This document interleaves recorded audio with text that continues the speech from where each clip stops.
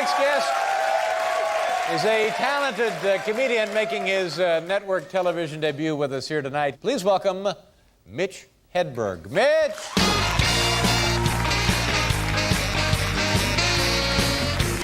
You guys feel good? Yeah.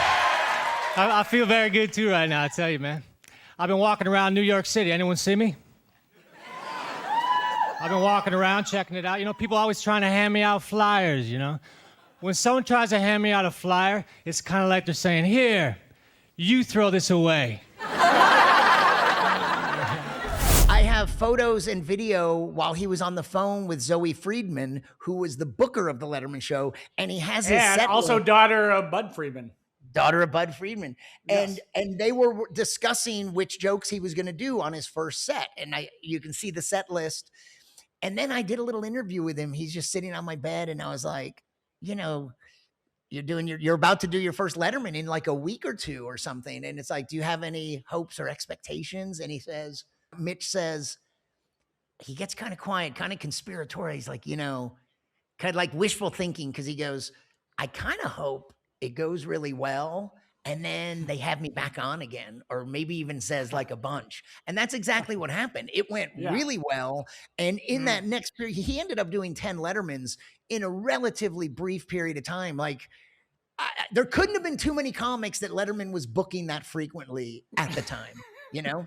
So he must've really liked him. Yeah. I remember like once Letterman calling back a Mitch joke, like to Paul Schaefer, go, Paul, are you worried about the Duprees? Dufresnes?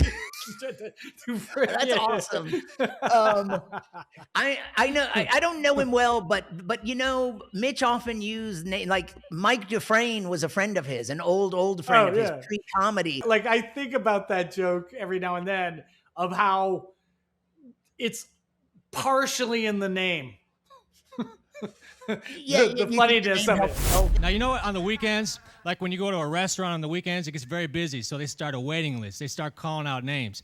They say, Dufresne, party of two. But it is a great, weird thought where they, I know. You know, Dufresne party of two, Dufresne party two. And then they don't come. They call them again, Dufresne party two. And then they come, they just go on to the next name, Bush party of three. And he's like, yeah, but what happened to the Dufresnes? Yeah.